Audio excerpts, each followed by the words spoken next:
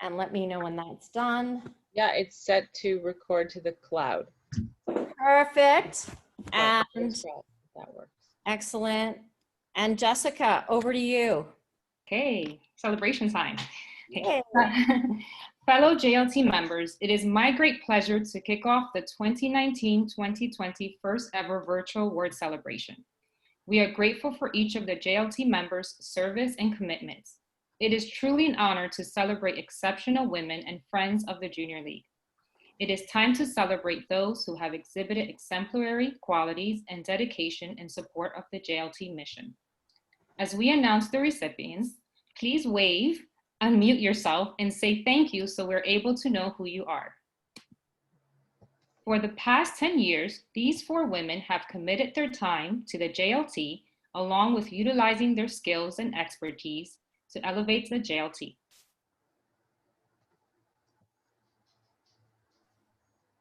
Next slide, please.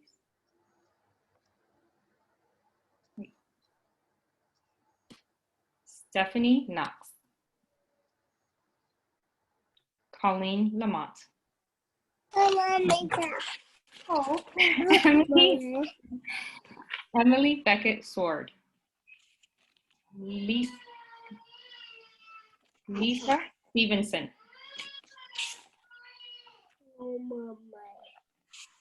Please give a virtual welcome to Adrienne Fisher, the Sustainer Director for the past 3 years. She will announce the 50 years service recipients.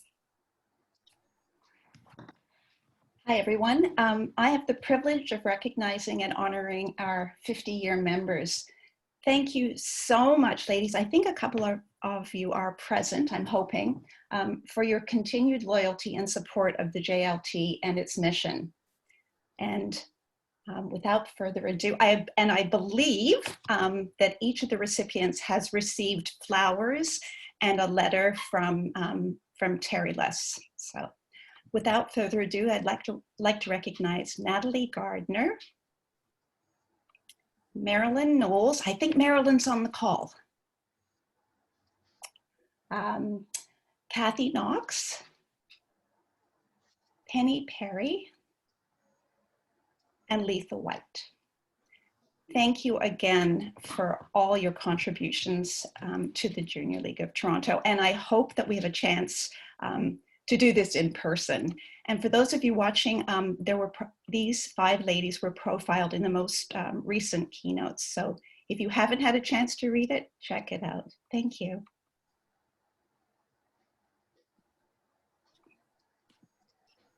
And I'd like to.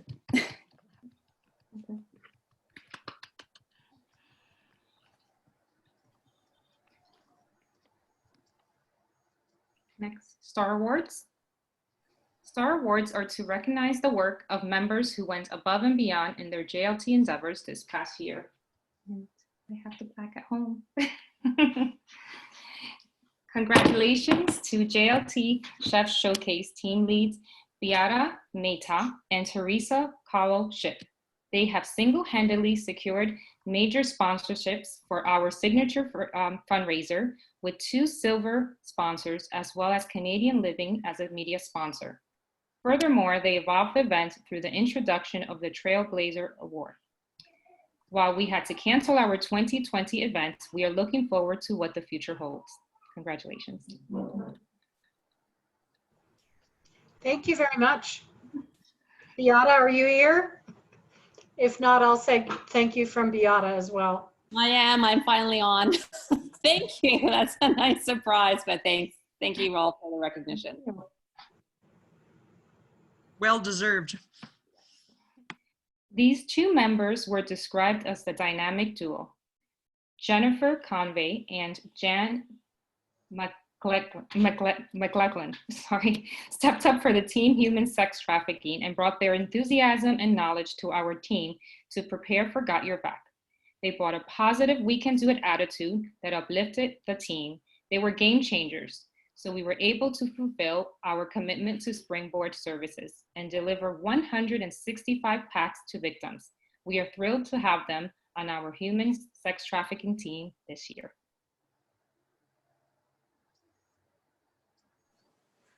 Can I just mention, Jessica, Yes. it's Bryna. They were amazing. So I'm so pleased that they got the Star Awards. They're wonderful. Congratulations. Our very own in-house graphic designer, Lori Sikora. Lori used her graphic design expertise this year to develop not only the new JLT annual report in conjunction with the fund development team, but also to completely revamp keynotes. Both publications are fresh and exciting, showcasing the JLT.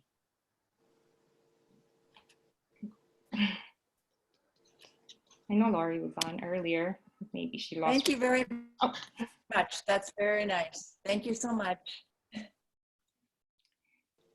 Congratulations to Cheryl Ward for the Star Award. Cheryl led the creation of the communications calendar for the JLT. This calendar can now be used by all teams to know what is happening when and will help drive a more proactive approach to our annual communications plan. Not only did she create the calendar, but she ensured that it was kept up to date throughout the year, staying in touch with all of the team leads. Congratulations. Cheryl here.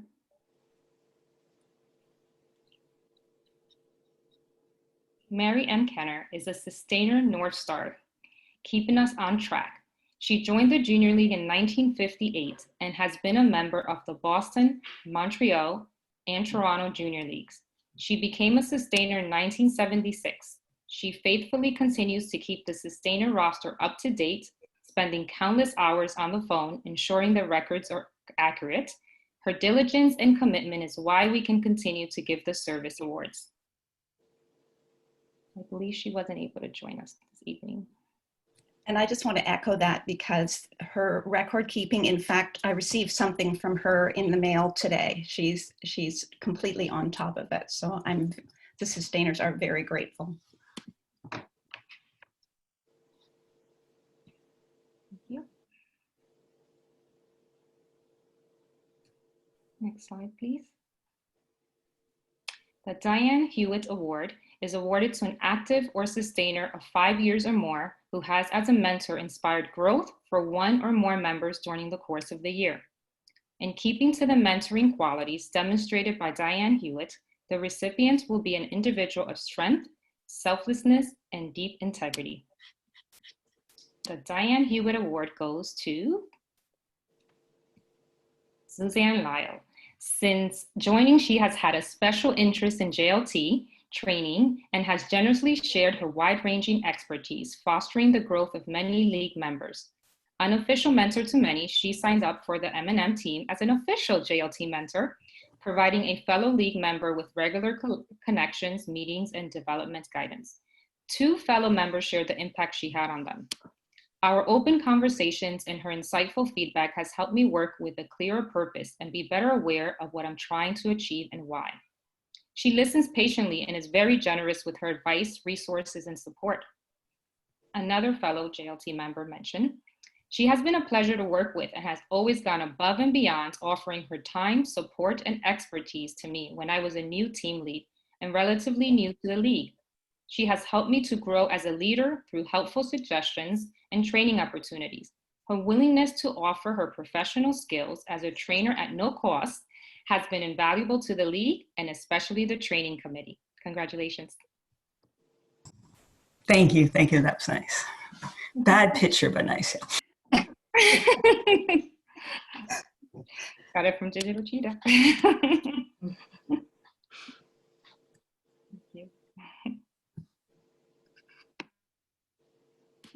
The Joan Crocker Community and Civic Leadership Award is awarded to actively engaged Junior League members who embrace and demonstrate exemplary volunteer, community, and civic leadership. 1 recipient from each of the 5 Canadian Junior Leagues will receive this award. Yes. To the side.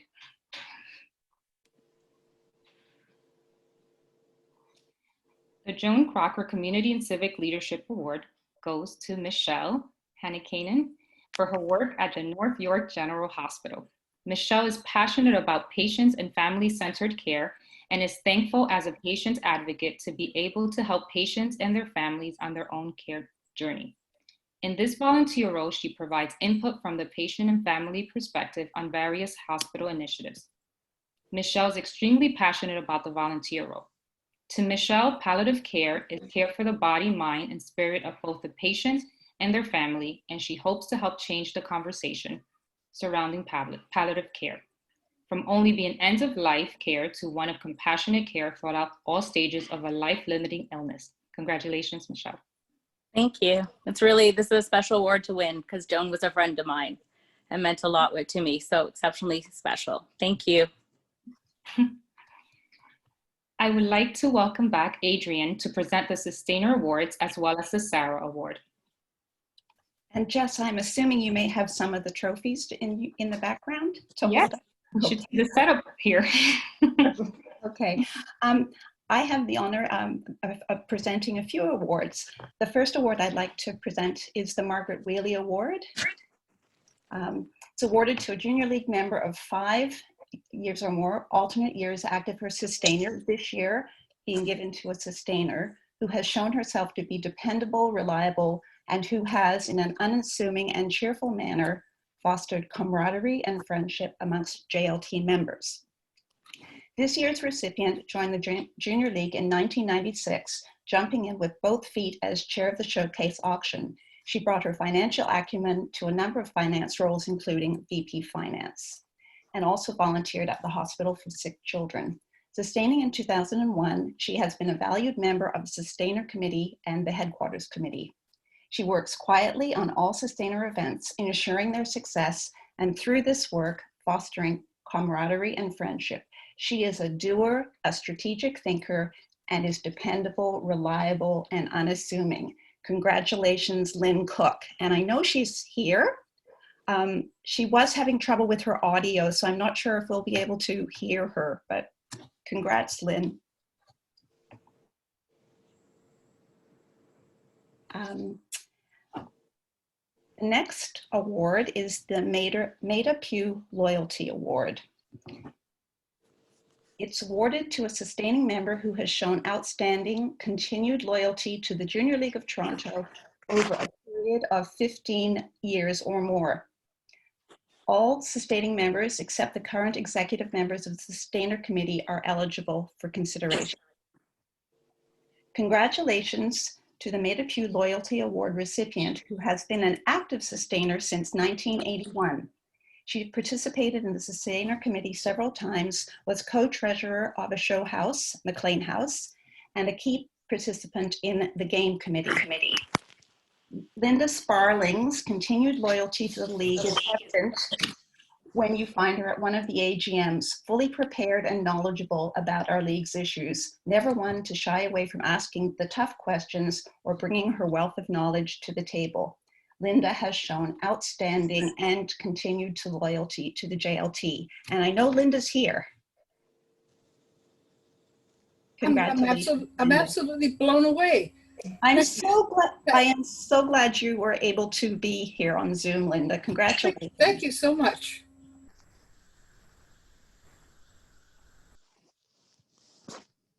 Our next award is the Margaret Rolfe Sustainer Award, and it's awarded to an active sustainer who made an extraordinary contribution to the community over a period of at least 15 years.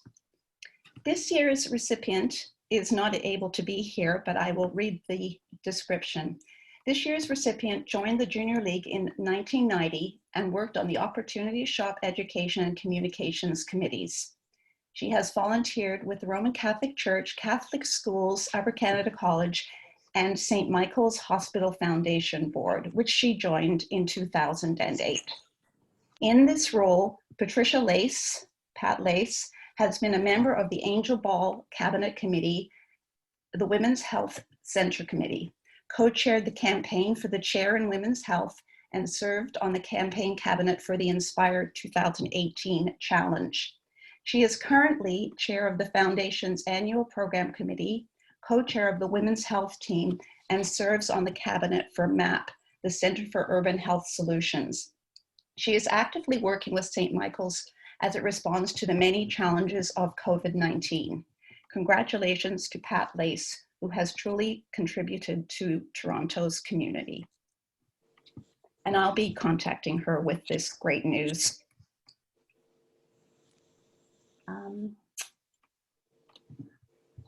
Perfect. The Award of Excellence.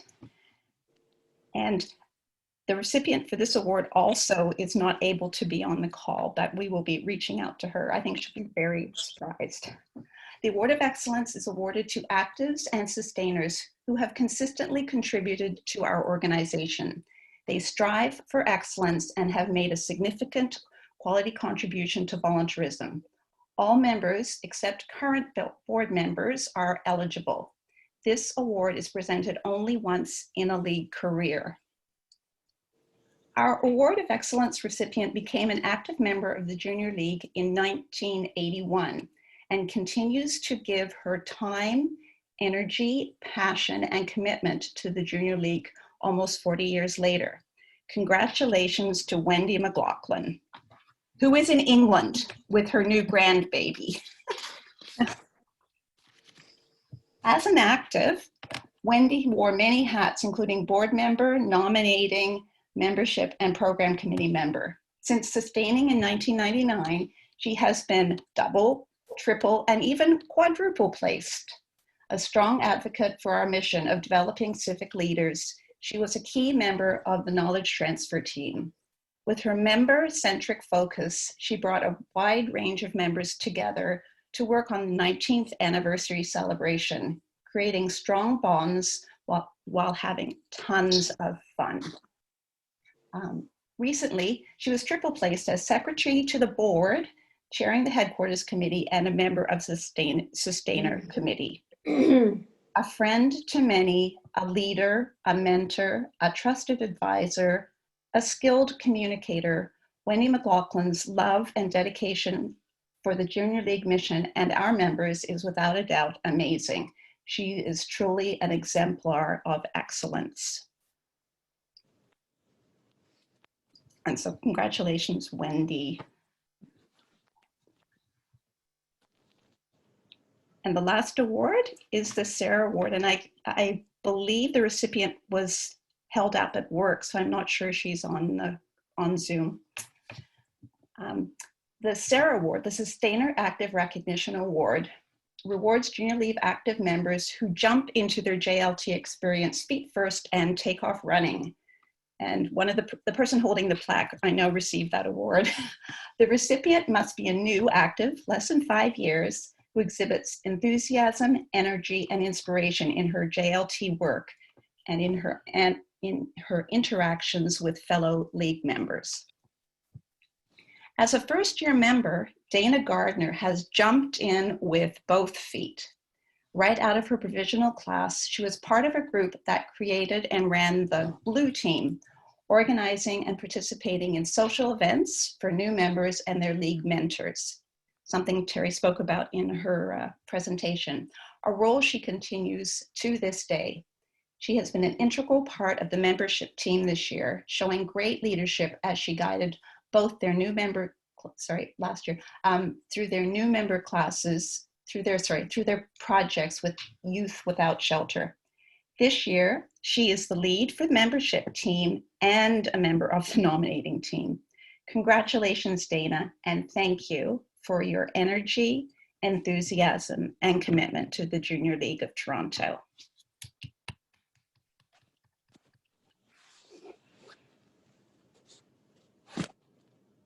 And I'll pass it over to Jessica to present the next award. Special Friend of the Junior League of Toronto Award is awarded in recognition of a valued person's selfless contribution of time and expertise to the Junior League of Toronto. We would like to present the Special Friend of the Junior League of Toronto Award to Mr. Peter Pacini, who has so very graciously and generously donated his time on many occasions to take photos at a variety of events: Junior League training, Got Your Back Done in a Day, and Sustainer Holiday Luncheon. He has been able to give us so many wonderful photos that we have been able to use for our recruitment and social media posts. The photos have brought new energy and life to our marketing campaign. Thank you. Thank you very much. But if you know Margie, you'll know that my inspiration was more of a threat than anything else. I always do what Margie tells me to. Thank you very much. Congratulations. I would like to welcome President Terry Less to present the Pat McKay President's Award. Thanks, Jessica. Oops, sorry, I didn't put Peter's picture up. Okay. The Pat McKay President's Award is presented to an active member who has shown outstanding continued loyalty to the Junior League of Toronto over a period of 10 years or more. This award has been renamed in honor of JLT past president and honorary president Pat McKay, who passed away last year, who was a model community volunteer. Her loyalty and passion to community work positively impacted so many lives. In 1984, she became a member of the Order of Canada because of her extensive volunteer service. And I would just like to add that it was a member who made the recommendation that we rename the President's Award, and the board and management team were absolutely thrilled. So this year, this award goes to the JLTer whose level of dedication and loyalty is evident in the way she does things, giving 110% of herself in pretty much everything she takes on. She's able to identify gaps and generate lots of ideas while including others in discovering what needs to be done. She then determines how she can contribute and executes from there with little fanfare. She is the consummate self-starter. This year's Pat McKay President's Award goes to Kathy Jakes. And I know you're here, Kathy. Kathy joined. Yeah. I'm speechless. Okay, that doesn't describe me at all. Holy crap. Thank you very much. That's unbelievable. Thank you. I'm extremely honored. Thank you so much. And we're extremely fortunate to have you as a member. Oh, well, my gosh. It's my pleasure. I'm very happy to be a member. Thank you so much. So Kathy joined the JLT in 2002 when we had a West group, which she later chaired. She was very involved in the community and from the outset was a big part of the Tea to Help team's success. She took on a big role with the JLT Show House 2009 as boutique co-chair. During her sustainer years, she was quite active. It was as a sustainer that she worked on the game team, the nominating committee, on another ad hoc committee, was director at large on the board, and was a key factor in the JLT Chef Showcase coming to fruition. Kathy was also the organizer of the ever popular and successful 2019 Chef Showcase wine poll. Early in her sustainer years, she chaired the sustainer committee. More recently, Kathy worked on fund development, where she delivered a brand new Case for Support, a valuable document that highlights key aspects of the JLT as we look for funders' supporters. She is currently the lead of the placement matching team, a 2-year commitment as the JLT looks to the new membership model, a role she's doing with vigor. Thank you very much and congratulations, Kathy. Thank you. And now back over to you, Jessica. And congratulations to all of the winners tonight. Thank you to each of you for joining us this evening for the awards celebration. Cheers to the 2019-2020 awards recipients.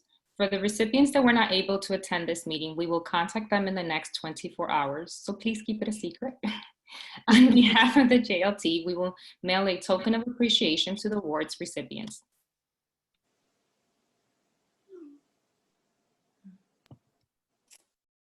All righty. Thank you very much, Jessica and Adrian, for all of your hard work in putting this together. And thank you to everybody who made nominations for the awards. Without your nominations, we wouldn't have the awards. And thank you to everybody for your continued just hard work It's amazing to hear all that you do.